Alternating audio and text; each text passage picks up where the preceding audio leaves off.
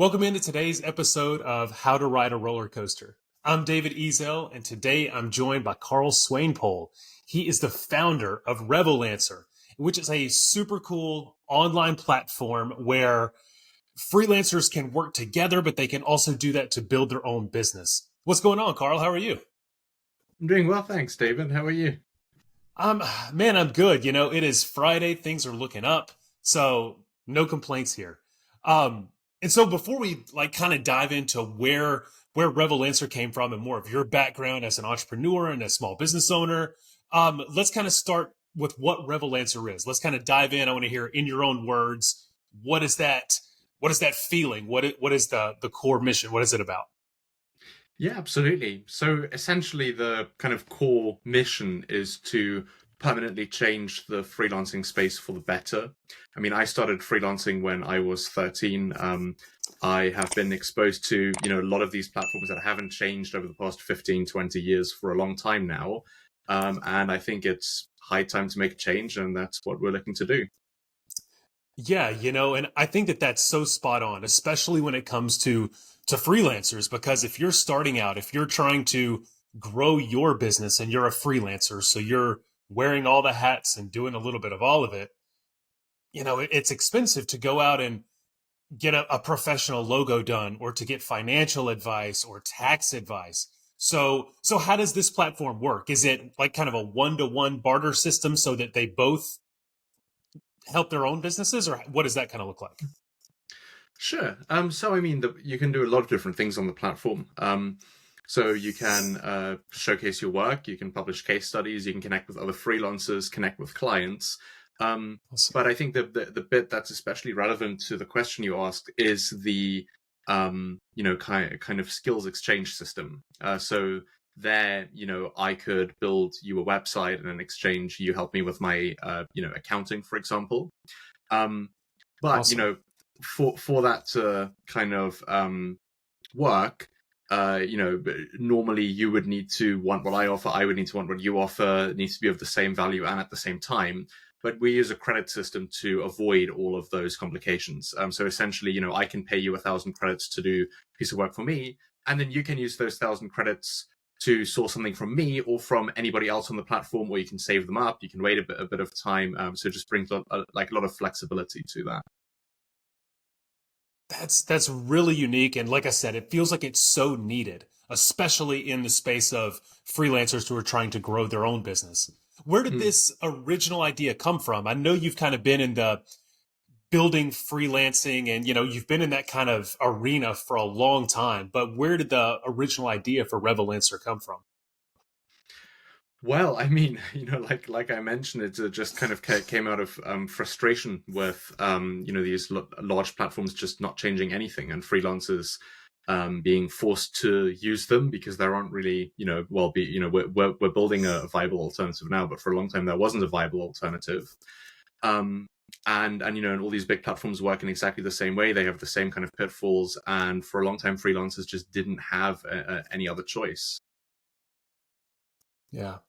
Yeah, and I think you're right. I mean, it feels like when you look at, say, the Fivers or places like that of the world, it just kind of feels like a race to the bottom. It feels like freelancers are either not being able to get paid what they should be or whatever the case may be. It just feels like it's such kind of the wild west when it comes to that type of thing. So I'm so glad that you're starting something and have built something that is like this, that really does cater to the freelancers, but it also helps both sides. It helps both sides with an exchange for one thing because I need something else, or I can use that somewhere else to kind of build. Um, what would you say has been kind of one of the more difficult parts of growing your business so far? I mean, I think sort of at the start we grew more slowly. So it took us the better part of 6 months to get to our first 1,000 users. Um, but since then, we've been able to accelerate things quite a lot. By building exactly what freelancers want, by kind of getting more and more recognition, word of mouth. So we have over 100,000 users now, which is very exciting. Um, Wow. and Yeah, and I mean, I think it's just a sign that, well, these large platforms just haven't been serving the market right. So there's a lot of demand for something like this that really allows freelancers to collaborate, which is something that they want to do, and other platforms just don't really enable. Yeah. And when you guys were starting and just getting your first, say, that first 6 months, you're really trying to kind of build out that first set of users. Was it a lot of kind of one-to-one focus groups with freelancers, with that target audience to find out what it was that was missing in the market? Or was it kind of some guerrilla marketing tactics, or maybe a little bit of both? A mixture, absolutely. I mean, I we have a really good advisor, a guy who is a co-founder of Just Eat, which is basically like Uber Eats Hmm. before Uber Eats existed. And he built that company to all the point to a multi-billion-dollar IPO in the early Wow. 2010s. And he is a sort of creative and guerrilla marketing expert. And so we've been able to pick up a lot from him, and it's been incredibly useful in our growth as well. And I know that just kind of reading into some of your background that you're an entrepreneur by heart. It just feels like that kind of radiates out of you. And so you started really your first business at like 13 and had a successful exit a few years later. What are some of those things that you would go back now and tell that 13 or that 14-year-old self, and you're like, look, this is what I wish, this is the little piece that I wish I could add to your tool belt right now because it's going to be super, super valuable later, but you just didn't have that piece in your tool belt at that age? Um, well, I mean, so many things. I think I mean, nowadays I really kind of speak to a lot of different mentors and advisors and learn from people who have a lot of experience. When I was just starting out, I had a lot of ego and kind of thought that I knew everything when I knew absolutely nothing. Yeah. So I wish I had started doing that earlier. But then again, I think you kind of need to learn the hard way before you can adopt a better kind of mindset around mentorship and that kind of thing. I'd say probably the main thing that I would say is to just keep going. And obviously, I did keep going. But kind of starting a business as a teenager has lots of difficulties, especially with a very low budget. So a lot of things I tried failed, and I did keep going. But I think it would be nice to kind of be able to go back and say to myself like, hey, look, it actually is working out at some point. So it's something to work towards. So there's always been a kind of a degree of uncertainty there, but yeah, I mean, persistence is really the most important thing. Yeah, and I think you're spot on with that too. I mean, I think that's you can kind of dive into something and feel like you know your space, you know what you want to do, but then all of these different things that you just don't know because you haven't had the opportunity, because maybe you're early in your career or in your growth as an entrepreneur, you just don't know Yeah, these things yet. But that's like you just touched on, that's the key is to keep going. Take all of those, take the absolutely. pieces where it wasn't a win, put those in the tool belt for the next time because now you'll know how to look out for it when it comes. You'll know how to navigate all of those different things. So let's take a step back a second. So let's say that there is somebody out there who is a freelancer. Maybe they have their own catering business or CPA legal company. Explain to them kind of how Revolancer works, how they can get the benefits from it so that you can add even more people to your user base now. Sure. Well, I mean, the platform is completely free, first of all. So, if anyone wants to check it out, they're more than welcome to. I don't think it'll be perfect fit for every freelancer. So, for example, like at the moment, it's only for remote services. So, and things that can be done remotely, mainly kind of web development, graphic design, those sorts of fields. Um, but on Revolancer, you can connect with other freelancers. You can build and showcase your portfolio through skills exchanges, and then you can also find client work as well. So we're trying Wow. to put everything in one place. The feedback we've had so far has been very positive. Obviously, our kind of user growth I think reflects that as well. But yeah, I mean, if you think it might be useful, it's free, so it doesn't hurt to check it out. Heck yeah. And I will make sure that all of those links are linked in the show notes today so that people can easily find Revolancer and everything you guys are doing. Um, so in your, like when I just kind of browsing through Revolancer, understanding more of who the company is, what you guys are about, you're very focused on the way of work and how you feel certain, I guess, traditional ways of work maybe aren't working, and where Revolancer is the fit in that market going forward. Is that something that you guys really leaned into when, say, trying to differentiate yourselves from the other places, the Fivers and the things like that of the world? Well, yeah, I mean, I would say so. 71% of Gen Z is already or wants to go into freelancing as opposed to a traditional 9 to 5. Mm. Even just today, there are 1.5 billion freelancers in the world, which is nearly a third of the global workforce. And Wow. McKinsey predicts that by 2027, more than half of the US workforce will be freelancers. So I think there's kind of, there is kind of a big revolution that's really starting to kick off, and people are starting to notice. But I think that the way people work and the way people want to work over the next 5 to 10 years is going to be very different to the past. And a lot of these freelancing platforms that the big ones that are out there right now are 15, 20, even older than 20 years old, and haven't really changed much in that time. They haven't really kind of adapted to um, the new generation and this new wave of freelancers kind of coming into the space. So I Yeah. think there needs to be something that's what we're looking to build, and much better kind of alternative that can really help that new wave of freelancers get started, connect with other freelancers, connect with clients, showcase their work, and everything else. Did you see that at an early age? Did you see that when you were 13 years old, where you saw that work was starting to change and you saw that people were gravitating toward the freelance model and that people wanted to do their own thing, and it just, did you have like kind of that aha moment, or how did that start, especially so early?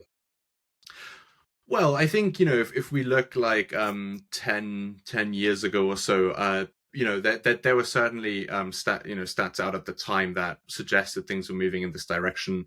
At the time, I don't think I was particularly aware of them. But what I did know is, through kind of personal experience and knowing other freelancers, that it is a really great way to work. The kind of freedom and flexibility that it buys you is fantastic. And maybe Yeah. freelancing as a whole doesn't appeal to everyone, but I think it appeals to a lot more people than who are currently freelancers. So I did think that the more people kind of knew about this way of working, the more people would be adopting it. It does feel like there is that shift, and I don't know if if COVID helped usher some of that type of thing in, just because remote work kind of got that explosion out of COVID, or if it's just because of the generation, and now we're so connected to devices and the world has gotten so much smaller with social media and all of that type of thing. But it does feel like the freelance revolution is really now. And I mean, like you said, you just had numbers from McKinsey and all these other places to just kind of back up what that looks like. But so what's next for you guys? I mean, where do you see going in the next, say, 3 to 5 years? Well, I think in the next 3 to 5 years, we want to have had a very substantial impact on how the whole industry operates and have changed standards for the better. I mean, that's my whole goal with this from the start, and I think that we will be able to. I mean, the kind of growth that we're seeing today. I mean, I mentioned um, took us nearly 6 months to get to 1,000 users. Now we're getting thousands of users every single day. So the growth rate has accelerated a lot. Um, I think we're really solving people's problems, and we want to continue getting even better at that. Moving forward and really have very positive impact. Do you guys have things kind of built in when it comes to listening to who that target audience is? I mean, I know a lot of companies, they'll have focus groups, they'll have different ways so that they'll make sure that when they're building a product, it's not to just for the sake of building a product, but it's for the sake of solving a pain point or making something easier for your audience. How do you guys handle that as you're focused on so many things, growing, adding new services and features, getting bigger? but also not just building for building's sake, but building so that you are really focused on what your consumer needs. Yes, absolutely. I mean, so we have a really, really good product team who calls with several of our users every single day and collects feedback. And we collect feedback and suggestions in lots of other ways too. You know, we look at how people use the platform and learn from that. So our whole roadmap is based on, like what urgent, features and solutions do our users actually want. And that's been very helpful, in kind of aiding user growth, aiding engagement, everything else, because, we're building what people actually want. And oftentimes it's not, something that would be necessarily intuitive to me. So for example, the skills exchanges, I hadn't exchanged skills with another freelancer before. But then when we surveyed our user base and asked them about a lot of different things, we found that actually a lot of freelancers, a very, very sizable chunk of freelancers are already doing this. 9 in 10 freelancers, would want to, given the opportunity.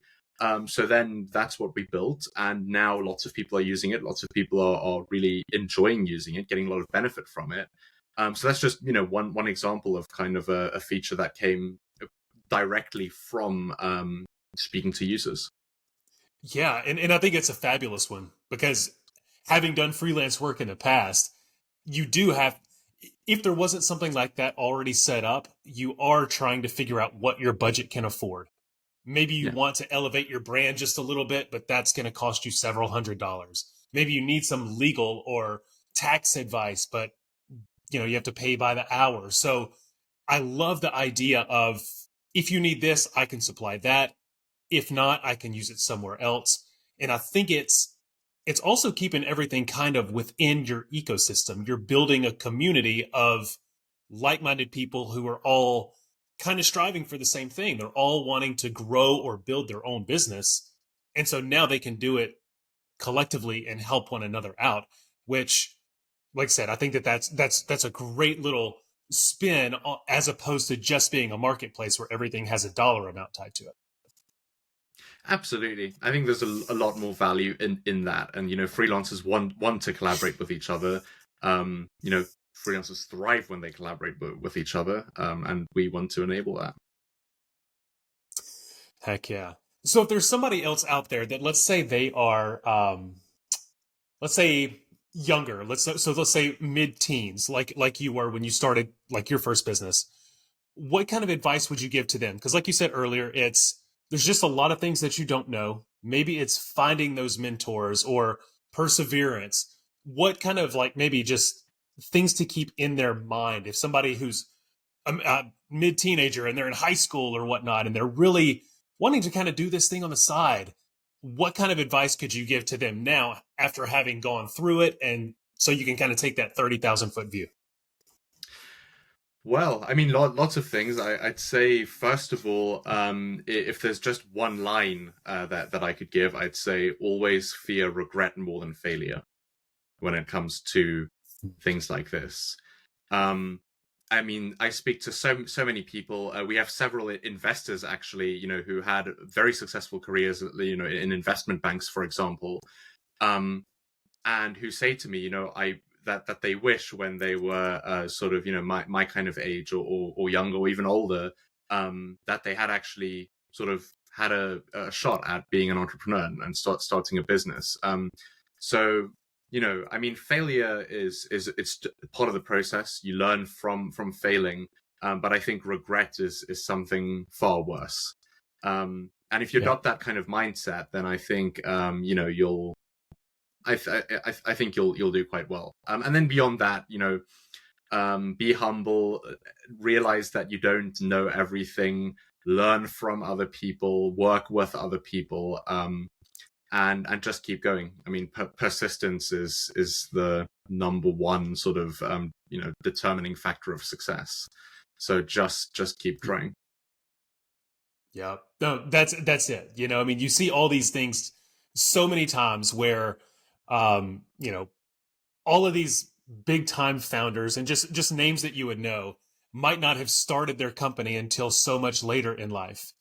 So I think a lot of times for people wanting to start a business, they feel like, oh, well, I'm out of my 20s, I'm out of my 30s, I have a family now, whatever the case may be, and maybe I've missed that boat. I have other responsibilities, but just like you said, I think if you just adopt that different type of mindset and you think long term and you know that you're going to learn lessons along the way, your first thing probably won't do it, but you're going to learn why it didn't do it. And you're going to be able to use that information for the next one so you can avoid that hurdle.